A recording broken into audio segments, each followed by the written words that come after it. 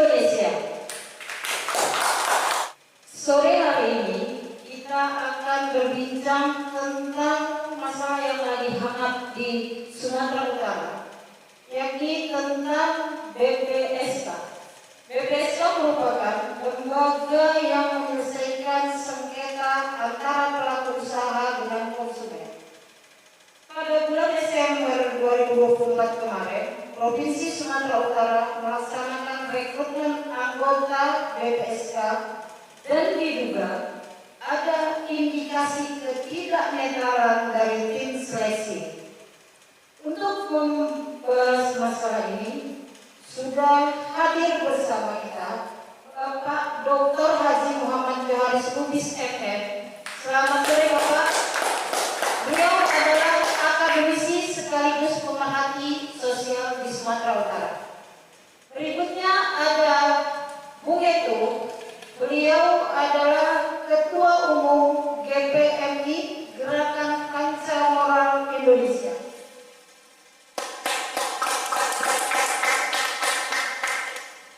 Berikutnya, mari kita sambut moderator utama kita, Bapak Insinyur Sabar Sidique.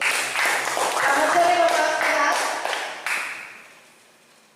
Netizen dimanapun Anda berada, sore hari ini kita akan berbincang tentang ada apa rekrutmen anggota BPSK, Badan Penyelesaian Sengketa Konsumen. Apakah ada yang tidak jelas di sini? Nanti bisa sama-sama kita dengarkan dari para narasumber dan moderator kita. Kepada Bapak moderator kami persilakan. Terima kasih. Assalamualaikum warahmatullahi wabarakatuh. Indonesia, bertemu kembali kita di acara kanal Cerdas Netizen Indonesia.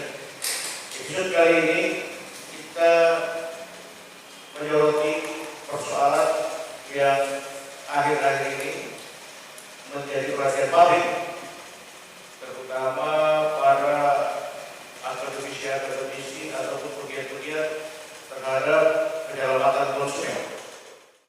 Saya Rizal, selaku Sekjen DPP GPMI ingin bertanya kepada Bapak Joharis.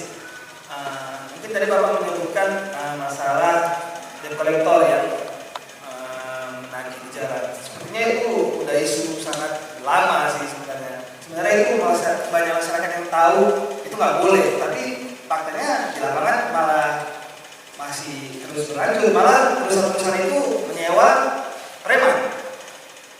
Terus yang kedua tadi Bapak menyebutkan pinjol. Konsumen juga sangat diresahkan oleh penagih dan kolektor yang sampai mengancam kerabat, warga, teman. Itu tentunya juga sangat merugikan konsumen. Namun di satu sisi juga itu kesalahan konsumen dan ketidakmampuan yang untuk membayar. Di satu sisi itu juga seperti pedang bermata dua, karena bagi peminjam perusahaan tentunya mereka tidak ada jaminan karena cuma data yang ada pada mereka, jadi harusnya mengejar. Jadi menurut Bapak bagaimana sih pinjol ini, harusnya diadakan aja atau dihapuskan aja sih sama pemerintah, karena juga sangat menjerat konsumen juga sih. Peluang bisnis itu kan dilihat orang. Contoh judi online, itu kan peluang bisnis.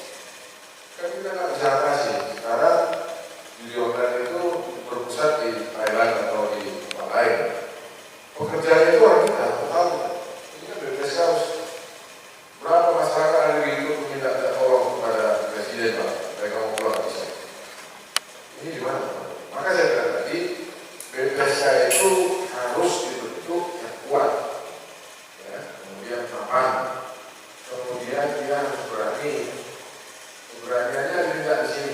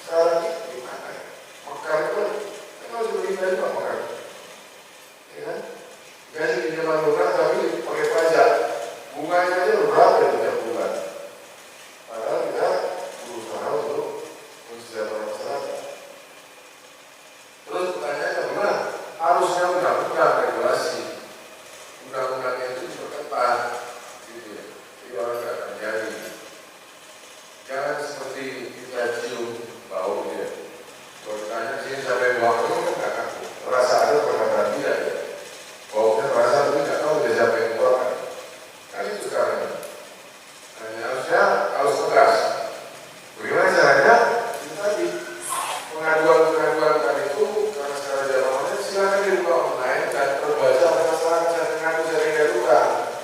Ingat nggak, sengketa itu apabila apa? Lembaga fair, kemudian mereka nanti sengketanya masuk pengadilan nggak terbuka. Dibuka aja semacam ada aplikasi, kalau itu ada pengaduan, kemudian itu ada diskusinya. Sampai mana pengaduan di sini orang tahu ya, oh satu pernah mengadukan pinjol, oh satu pernah mengadukan anaknya ikut rekrutmen rekan kerja tapi di bawah kerja judi online, ya kan? Ya, ini mungkin kedepannya harus ditambah. Makanya saya katakan tadi, saya prinsipnya harus transparan. Ketika tidak transparan ya masyarakat pasti nilainya masih kurang puas terhadap PTSKI. Silakan, Bung Eko, ada yang mau ditambahkan? Kalau memang seleksi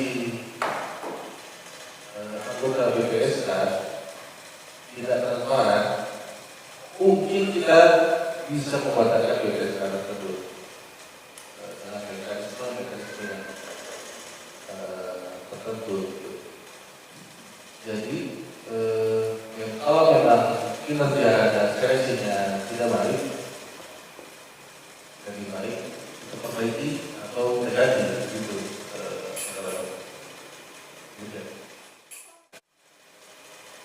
Baik, semakin menarik pembahasan kita, tapi saya percaya bahwa pembahasan ini masih kita harus lanjutkan. Kenapa demikian? Karena ini bukan soal anggota BPSK-nya saja, tapi perlindungan konsumen ini hari ini bagaimana? Cukup banyak persoalan apalagi menjelang Ramadan dan Lebaran. Kita sudah melihat masyarakat mesti viral baru bisa di blow up, itu pun belum jelas. Dan kita berharap Rabu depan kita akan mengadakan diskusi kembali, dan untuk sesi ini kita minta closing statement kesempatan kali ini dari Bu Joharis untuk kita lanjut di episode berikutnya. Ya, terima kasih Tuhan. Sama Presiden, ketika kita ingin mengharapkan barang atau produk yang bagus, itulah kita harus membuat pabrik yang bagus, sumber dayanya yang bagus, benar. Terutama dan buat tadi hari-hari agama yang pertama nanti mau Ramadan.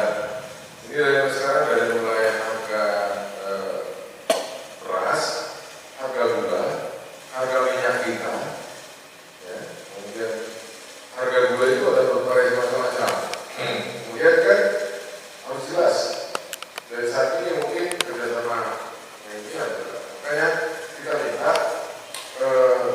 rekrutmen BPSK itu dibatalkan yang kemarin itu karena tidak memenuhi harapan masyarakat. Terima kasih. Ya, saya juga berharap kalau memang tidak transparan atau tidak kinerja yang kurang baik, baiknya seleksi anggota BPSK itu dikirim ulang. Netizen Cerdas Indonesia, kita membahas beberapa hal yang menyangkut kepentingan masyarakat umum. Dalam hal ini kita tidak mencari salah ataupun tidak memojokkan, tapi kita mencari solusi daripada keluhan-keluhan masyarakat, termasuk proses-proses yang harus dilakukan kembali. Mudah-mudahan suara kita berikutnya pada sesi Rabu mendatang kita bisa mengambil sebuah keputusan dan bisa minta kepada kepala dinas untuk benar-benar memperhatikan hal ini, karena memang sebenarnya kepala dinas mestinya berterima kasih dengan adanya aktivis-aktivis yang mau membicarakan ini demi kebaikan dia. Netizen, kita bertemu untuk selanjutnya. Terima kasih.